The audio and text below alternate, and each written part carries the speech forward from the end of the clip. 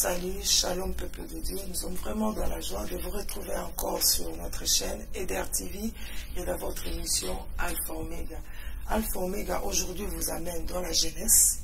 Je vais recevoir aujourd'hui sur ces plateaux de jeunes qui ont eu une belle pensée, une bonne idée, une initiative que nous sommes vraiment dans la joie d'encourager cet acte. Alors, avant de recevoir mes jeunes, mes invités, je vais vous laisser d'abord suivre un extrait de cette activité que cette jeunesse organise. Tout le monde les mains en l'air. Tout le monde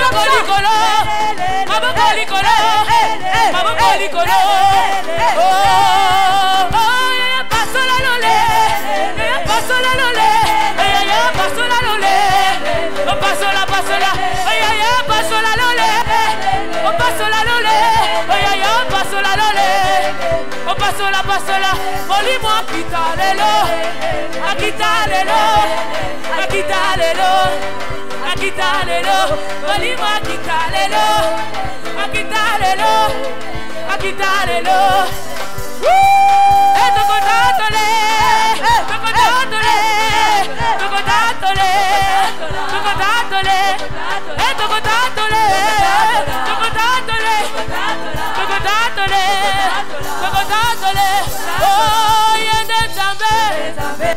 Commando, commando, commando, commando, commando, commando, commando, allez, nous sommes les commandos du Seigneur. Nous sommes les commandos du Seigneur. Allez, commando, commando, commando, commando, commando, commando, allez, nous sommes les commandos du Seigneur. Allez, nous sommes. Allez, tout le monde au garde à vous. Commando. Oh, allez, commando. Allez, commando. Allez, moi j'ai choisi mon camp. Allez, commando. Allez, commando. Allez, commando. Moi j'ai choisi mon camp. Allez, tout le monde en garde à vue. Moi je suivrai Jésus, oh, il est le roi des rois. Moi je suivrai Jésus, oh, il est mon rédempteur. Moi je suivrai Jésus, oh, il est le roi des rois. Moi je suivrai Jésus.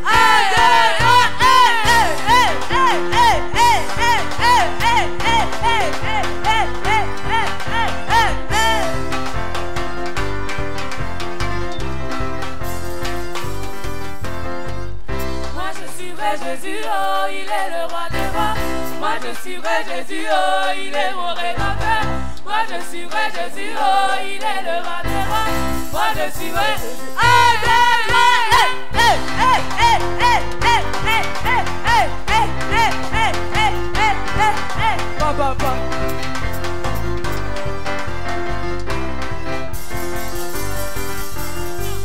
Voilà, c'est vraiment encourageant, comme je l'ai dit tout à l'heure, et je vais vous laisser faire connaissance avec ces jeunes. Bonsoir, bonjour Noémie. Bonjour. Salut Nancy, Sarah, excuse-moi, ça va? Oui, ça va bien. Tout va bien? Ça va. À l'école? Ça va. Ok, ça va, merci beaucoup. Alors nous sommes là dans le cadre de l'activité que vous avez organisée, dont nous venons de suivre les images. Aujourd'hui, nous voulons parler de ça. Mais avant d'aborder ce thème, j'aimerais quand même savoir, Sarah, comment est-ce que vous avez fait votre rencontre avec Jésus-Christ? Est-ce que c'est par votre maman, comme elle venait à l'église, ou papa, ou tonton, et du coup vous avez dit, ben j'ai pas le choix, je vais aller à l'église, ou c'était un jour, tu dormais, et puis voilà, un rêve que je dois aller à l'église. Est-ce que tu sais nous dire en quelques mots, faire profiter à nos chers téléspectateurs, jeunes aussi, sa rencontre avec Jésus-Christ? En fait, c'était pendant un culte, on était en train de prêcher et tout ça, et je me suis rendu compte que il y avait, donc je regardais en fait mes encadreurs et tout ça, et je voyais qu'ils allaient, ils montaient, je les voyais aller plus haut et tout ça, et je me posais la question pourquoi moi ma vie était toujours pareille et tout ça. Alors j'ai demandé à Dieu qu'il fasse quelque chose qui me tenait vraiment à cœur pour que je puisse m'accrocher à lui, et il a fait quelque chose. Je m'y attendais pas du tout, donc tellement ça m'a fait plaisir et tellement j'étais choquée, j'ai décidé de m'accrocher à Dieu et de continuer, parce que je sais que s'il était capable de faire ça, il était capable de faire plus. Alors je me suis dit fallait que je continue à m'accrocher à Dieu. Ok, merci beaucoup. Et Noémie, on peut savoir Comment est-ce que ça s'est passé pour toi? Moi, ma rencontre avec Jésus, ça a vraiment été, on va dire, un déclic, comme une lumière. Donc, dans ma vie, je vivais vraiment des moments difficiles. J'étais vraiment dans une période sombre. Et puis, moi, c'était à l'église aussi, un peu comme Sarah. Ce jour-là, je ne voulais pas venir à l'église. J'étais forcée de venir à l'église. Alors, il y a eu un appel à l'avant, j'y étais. Et là, vraiment, Dieu m'a touchée réellement. Et depuis là, je me suis décidée de m'accrocher à lui. Et de ne plus jamais me détourner de sa voie. Et depuis là, tu es restée accrochée. Voilà. Ok, ça va, merci beaucoup. Alors, Sarah, est-ce que tu peux nous dire, tu es quand même jeune, jeune fille, belle, tu as plein d'idées, tu as envie de sortir, faire un peu comme les autres jeunes filles. Comment est-ce que tu fais alors pour surmonter la passion de la jeunesse? Ne pas aller peut-être dans une boîte de nuit, je ne sais pas si je me trompe, parce que c'est ce que je sais par rapport aux jeunes qui viennent à l'église. Mais alors, comment est-ce que tu gères ça? Comment est-ce que tu fais?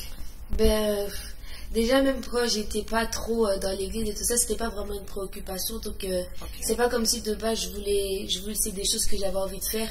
Et ce qui me permet de, on va dire, rester dans l'église et que ça me dérange pas de faire certaines choses, c'est que, en fait, je vois pas vraiment ça comme un travail, je vois plus ça comme une activité, en fait, parce que pour moi, j'aime bien ce que je fais quand je vais en répétition et tout ça. Je suis plus dans un moment, je me dis pas je vais aller travailler, je me dis je vais faire une activité, en fait. Même quand on me dit en dehors de l'école tu fais quoi, moi je dis je chante et tout ça. Pour moi c'est plus une activité qu'un travail, donc c'est pas comme si je m'obligeais à le faire, c'est vraiment que j'ai envie de le faire et tout. Ah, ok. Et Noémie, à part être chrétienne à l'église et tout ça, il y a quand même quelques responsabilités que tu occupes au niveau de l'église, ou tu viens seulement à l'église et puis tu t'en vas? J'ai quelques responsabilités, mais heureusement pour moi, je ne suis pas toute seule. Donc, je travaille avec 2 personnes, nous sommes 3. Et voilà. Ah, ok. Alors, comment est-ce que tu fais? Tu vas quand même à l'école, je ne sais pas, à l'université, la haute école. Oui, je suis en haute école. Et alors, comment tu fais? Tu as quand même envie de sortir aussi, comme je l'ai dit à Sarah, même si tu ne vas pas dans des boîtes de nuit, même si tu ne vas pas, je ne sais pas où, mais tu as quand même des amis avec qui tu peux sortir, aller peut-être parler un peu, et te rendre visite, ou tu vas là-bas, et tu as des activités au niveau de l'église, tu as en plus tes études. Comment est-ce que tu fais alors? Comment est-ce que tu gères? Parce que comme tu as des engagements, je crois que tu es quand même sérieuse dans ce que tu fais à l'église. Et alors, comment est-ce que tu fais alors pour pouvoir gérer tout ça, ne pas négliger un aspect ou l'autre? Ça peut paraître difficile, mais en fait, moi je vais me référer au principe d'identification. À partir du moment où on sait qui on est, je pense que tout ça en fait aux alentours, ça devient comme l'apôtre Paul a dit, ça devient comme de la boue en fait. Moi avant, je n'allais pas en boîte, mais c'est vrai que je sortais, je buvais, j'ai déjà fumé, etc. Mais justement, il est comme un dégoût. Donc aujourd'hui, ça m'attire même plus. Des fois, on peut aussi me demander, ça te dirait pas qu'on est là, ça te dirait pas qu'on fasse ça. Et j'ai pas envie. C'est un peu comme Sarah elle dit, quand on vient à l'église, pour moi, c'est même pas un travail, c'est même pas une activité. Pour moi, c'est vraiment un plaisir parce que il y a dans la présence de Dieu que je me sens bien. Donc quand je viens, par exemple, et que je dois travailler avec Sarah, par exemple, je dois travailler avec Sarah ou d'autres ados, c'est réellement un plaisir parce que rien qu'à voir comment eux s'attachent à Dieu, et même là, à l'entendre elle maintenant, ça me pousse moi aussi à beaucoup plus m'accrocher à Dieu, parce que je suis on va dire un exemple pour elle. Elle me regarde comme elle disait, pour s'accrocher, elle a regardé aussi ses encadreurs. Et donc c'est ça en fait. Vraiment pour moi, Jésus c'est une passion, c'est un mode de vie, c'est comme ça c'est... Les sorties, c'est bien, mais c'est éphémère. Oui, merci beaucoup. Alors, on a vu dans les images là que vous étiez en train de chanter. Vous chantez bien. Et avant vraiment d'aborder le sujet, est-ce qu'on peut faire un petit morceau? Parce qu'on ne sait pas, parce que c'était peut-être le micro, le baff et tout ça. On ne sait vraiment pas, c'était en groupe. Mais ici, est-ce qu'on peut vivre un petit moment d'une chanson qui vous tient à cœur? Comme ça, on va vraiment aborder la journée proprement dite. Sarah, tu commences et je te suis alors. Nous chantons tout de suite. Vas-y. Tu es Emmanuel, Emmanuel, mon ami, Emmanuel, mon ami. Ton amour me suffit. Tu me suffis, mon ami, tu me suffis, mon ami. Ah, c'est déjà la fin. Moi, j'étais déjà plongée dedans, je rentrais déjà. Alors, on va maintenant parler de la journée que vous avez organisée et que vous organisez, à ma connaissance, chaque année. On va maintenant aborder les sujets. Je vous laisse vraiment la liberté de vous expliquer devant nos téléspectateurs. Je ne sais pas qui va prendre la parole, Sarah ou Noémie. Expliquez-nous déjà l'inspiration ou l'initiative de cette journée.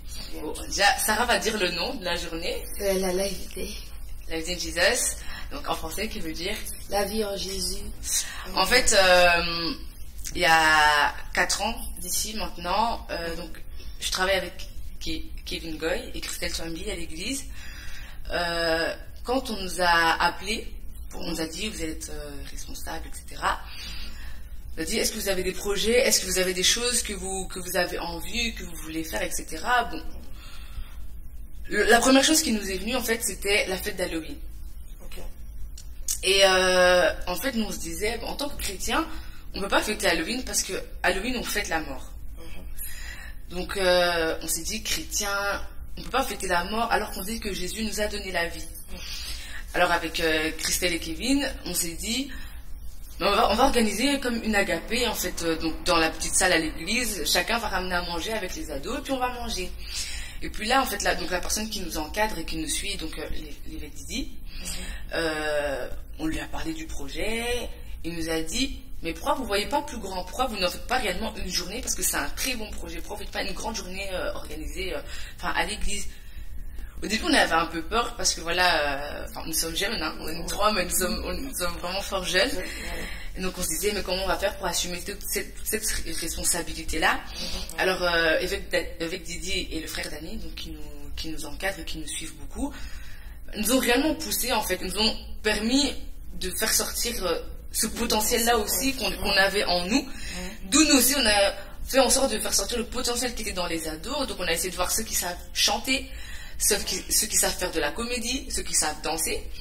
Et on a essayé de faire une journée donc, autour du chant, autour de tout ce qui est comédie, autour de tout ce qui est danse. Mais bien sûr, avec un seul but, c'est l'évangélisation. Donc réellement, après ça, une âme puisse être sauvée. Et donc, ça a commencé comme ça. On a essayé sans être sûr que ça allait réussir la première année. Donc on s'est dit, nous, on vient réellement fêter la vie, parce que Jésus nous dit, je suis la vie, le chemin et la vérité. On a aussi pris en référence le verset Jean 3,16 qui dit car Dieu a tant aimé le monde qu'il a envoyé son fils unique afin que tout le monde ait la vie, pas n'importe quelle vie, la vie éternelle. Donc nous on pense que nous avons la vie éternelle, que Jésus nous a donné la vie, donc on ne peut pas faire comme les gens du monde, donc c'est-à-dire fêter la mort, les monstres, les sorciers, enfin, c'est contradictoire en tout cas avec ce que Jésus nous apporte et nous demande d'être. Et donc voilà, c'est vraiment de là qu'a été tirée la Life Day. C'est vraiment la vie en fait, life. Okay. Donc ici c'est la quatrième édition, si j'en peux le dire. Donc la première, ça a été, c'était toujours à l'église. Oui. Donc vous avez trouvé que c'était une réussite, donc on va continuer tout ça avec l'Esprit de Dieu. Ou maintenant c'est une habitude, on dit ben du voilà, tout. En fait, là on fait Halloween, ben nous on fait maintenant. Non, du tout. En fait, Dieu est surprenant, ça c'est sûr. Et il ne cesse de nous surprendre parce que d'année en année, il y a toujours quelque chose de différent. Okay. Même au niveau de la préparation, au niveau de tout ce qu'on fait, que ce soit les moments qu'on passe en prière, que ce soit dans tout ce qu'on fait, en fait il y a toujours quelque chose de différent. Par exemple, au début, on avait besoin d'argent, on demandait de l'argent, peut-être à l'église, hein, qui nous aide et tout ça. Mais au fur et à mesure, on n'a même plus eu besoin en fait de cette aide-là parce que réellement, Dieu nous a montré qu'il était Dieu, il nous a réellement surpris. Et comme je dis, même au niveau de la préparation, au niveau de tout, pas la préparation que physique et matérielle, même la préparation spirituelle, on passe beaucoup plus de temps dans la prière. Enfin, si vous avez l'occasion un jour, vous pouvez toujours venir voir comment ça se passe. Okay. D'ailleurs, cette année, on a eu énormément de veillées. On a fait la journée, on était en jeûne. C'est surprenant de voir des ados de 12 à 17, voire des fois un peu plus, pour ceux qui joignent aussi à nous, être en jeûne, ne pas râler, être là à prier. On a fait des veillées de répétition, donc on est resté des fois à l'église de 22h à 7h du matin. On est tous rentrés en bus, tous ensemble. Et en Sans fait, manger ni boire. des fois ça nous arrive. On a fait des veillées, on était en jeûne. Et tout ça pourquoi? Parce qu'on sait que quand on vient ici, que quand on fait la live day, comme on dit, c'est une fête. Parce qu'on célèbre la vie, mais c'est pas simplement une fête. Pour nous, c'est vraiment, on va dire, un mode de vie. On veut réellement refléter l'image de Christ dans tout ce qu'on fait. Voilà, c'est pour ça qu'on dit réellement, et ben, nous, notre but, c'est qu'une âme soit sauvée. On sera satisfait qu'à partir du moment où il y aura 15 âmes, 20 âmes, 100 âmes qui seront sauvées. Là, pas les mondes entiers. Voilà, là, à ce moment-là, on sera vraiment satisfait. Mais là, jusqu'à présent, Dieu nous a fait grâce et sa grâce continue de surabonder en tout cas. Ah, ok. Merci beaucoup, Naomi. Sarah, on a vu qu'on était habillés tout en blanc. C'est par hasard, c'est vraiment significatif. Il y a une explication à cette tenue où, mais, comme Halloween, c'est un peu noir, c'est un peu le monstre, mais nous, on sera en blanc comme les anges. Je sais pas. En fait, le jour où on a décidé de faire la live day et tout ça, quand on était, quand on avait fait notre agapé et tout ça, on parlait et on s'est dit qu'on allait qu'on allait s'habiller tous en blanc. Pourquoi? Parce que le blanc c'est le symbole de la pureté, tout ça, tout ce qui est bien, la vie et tout. Et vu que on a trouvé cette idée bien et tout, on a continué à s'habiller comme ça pour toute la journée et puis on trouvait ça bien. Ok, je sais pas, j'ai pas eu le temps de regarder les autres éditions. C'était tout le temps habillé en blanc ou c'est seulement cette année? Non. Donc chaque année, on s'y a mis l'édition à chaque fois. Ça, toujours en blanc, il faut trouver du blanc alors. Voilà. Alors il y a un principe, si quelqu'un ne vient pas en blanc, il ne rentre pas? Non. En fait, on va dire, on fait un peu comme on dit, on fait un peu. Je viens habillé en noir, je ne serai pas Halloween. On va pas refuser, nous, on fait comme Dieu. Dieu a dit, venez à moi comme vous êtes. Donc une personne peut venir en noir. Mais arrivé là, sera transformé, ou sera guéri, sera restauré, sera consolé. Donc on l'accepte, mais l'année prochaine, il faut venir en blanc. Non, c'est pas un principe. Si tu n'es pas habillé en noir, tu ne viens pas. Si non, tu n'es pas habillé en blanc, on accepte tout le monde. Mais on demande vraiment que ce soit respecté, parce que même au niveau des photos, au niveau du design, tout ça, c'est un dress code, quoi. Ah, ok. En tout cas, merci, on est vraiment flattés. Je ne vais pas prendre beaucoup de temps. Je crois qu'on aura encore le temps de parler d'autres choses, de la jeunesse, parce qu'on aime bien encourager ce qui est bien, et surtout quand il s'agit de jeunes et tout. Est-ce que vous avez encore d'autres projets, d'autres initiatives ou d'autres activités que vous organisez qu'on pourra peut-être faire connaître à nos téléspectateurs? Bien sûr, au niveau de la jeunesse, premièrement, il y a la CEJAL. Okay. Donc c'est la Convention évangélique Jeunes Ados Liège. Ça se déroule en avril, chaque année en avril.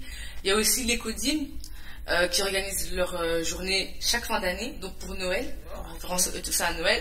Nous les ados, donc il y a la live day ici, mais on a encore beaucoup de projets qui arrivent, donc encore dans le courant ici de la fin d'année. Mais ça on garde encore. Il ne reste que 2 mois. Oui, c'est encore une surprise. On attend que voilà. Que tout soit bien placé pour pouvoir lancer. Mais là, en tout cas, on est aussi sur un autre projet, ça s'appelle Always Shine. Pour ceux qui sont sur les réseaux sociaux. Vous aimez bien l'anglais, il y a quoi avec la langue? Je sais pas, c'est comme ça. Parce que, bon, quand on dit toujours briller, c'est bien, mais Always Shine, ça sonne mieux. Ça fait un peu genre. Marketing, ça sonne mieux. Ah, ok. En tout cas, merci beaucoup. Je ne sais pas si vous avez un autre message pour adresser à nos chers téléspectateurs. Sinon, c'était vraiment question de pouvoir expliquer le pourquoi de cette journée, faire comprendre et faire appel aux jeunes pour pouvoir s'associer à nous prochainement et habiller en blanc, voilà, pour être là, pour qu'ensemble nous puissions célébrer Jésus-Christ qui est vivant. Je ne sais pas qu'est-ce que vous avez comme message pour finir ce moment à lancer aux jeunes comme vous, les jeunes garçons aussi, bien sûr. C'est pas parce qu'on a que de jeunes filles ici et que les garçons ne font pas partie de cet appel ou de cette activité. Avez-vous un message pour vos amis jeunes, que ce soit à l'église ou pas, mais les jeunes en général qui nous regardent en ce moment, qu'est-ce que vous pouvez dire? En tout cas, le seul message que je peux adresser à un jeune aujourd'hui, c'est réellement dire que Dieu il a mis quelque chose en toi. Vraiment, comme dans Ésaïe 60, il nous dit, lève-toi, sois éclairé. Parce que là, c'est une génération qui se lève. C'est la dernière cartouche de Dieu, la jeunesse. Et donc, Dieu, il attend que des jeunes se lèvent, d'où les ados se lèvent, font la live day, d'où les jeunes se lèvent, font la céjale, les codines se lèvent, font la journée des enfants. Et c'est ça en fait. Toi aussi, tu as ta place. C'est pas seulement pour une catégorie de personnes. Chaque personne, Dieu a déposé quelque chose en lui. Il doit se lever et faire briller cette chose-là. En tout cas, moi, c'est tout ça. J'encourage vraiment une personne à s'accrocher, à s'attacher à Dieu, afin de développer vraiment cette lumière que Dieu a mis en chacun d'entre nous. Ah, ok, merci beaucoup. Sarah, petit message. Oui, moi j'aimerais juste dire à un jeune, une personne que j'ai encore rien vécu, mais juste le peu de chemin que j'ai fait avec Dieu, c'est quelque chose d'incroyable. Donc j'aimerais juste dire à quelqu'un de s'accrocher à Dieu et de continuer à persévérer, parce que le témoignage qu'il y aura par après, c'est un témoignage incroyable. Moi, jusqu'à aujourd'hui, j'ai 16 ans, et quand par exemple on me parle et qu'on me dit que je vais impacter le monde, et ben ça me fait quelque chose, parce que je me dis j'ai 16 ans et Dieu fait déjà des grandes choses avec moi. Donc moi je vous encourage à vous lever et faire quelque chose, parce que vous allez impacter le monde, et ça j'en suis sûre et j'en ai la foi. On va terminer par là, mais je pense qu'on peut terminer par une chanson que j'aime personnellement bien. Je ne sais pas ça c'est de qui, mais je vous entends chanter souvent. Je suis jeune et c'est moi qui détermine. C'est du frère Christian Madigo. Ah, ok. Composition. Donc, je ne sais pas si on peut terminer, parce que c'est un grand message aussi, pour dire aux jeunes que tu es jeune, mais c'est toi qui détermines ton avenir. C'est bien ça? Si on peut terminer cette émission par cette chanson, une façon pour nous de faire aussi appel à toute la jeunesse qui nous suit. Et je vous dis déjà un grand merci. La prochaine fois, ne manquez pas ce grand rendez-vous. Toi qui es jeune, tu peux te joindre à nous, habillé en blanc ou pas. Vous êtes le bienvenu. Comme on a dit nos deux jeunes, je dis un grand merci, moi, à toute l'équipe technique là derrière, et nous rendons vraiment grâce à notre Dieu pour cette jeunesse qui se lève, cette jeunesse qui est notre espoir de demain, cette jeunesse qui demain, aujourd'hui c'est des jeunes, mais demain c'est des mamans, demain c'est des papas, donc ils ont vraiment besoin de cet encadrement. Alors si toi, tu es adulte, tu as vraiment besoin de soutenir ces jeunes par de prières, par des idées, par une autre façon, c'est vraiment le bienvenu. Contactez-nous et ensemble nous allons louer notre Dieu. On va terminer ce moment avec cette chanson. Je vous fais chanter beaucoup. Je suis jeune et c'est moi qui détermine mon avenir.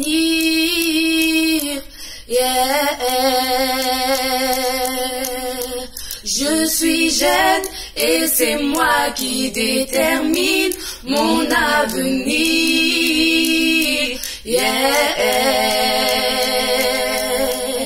Je suis jeune et c'est moi qui détermine mon avenir.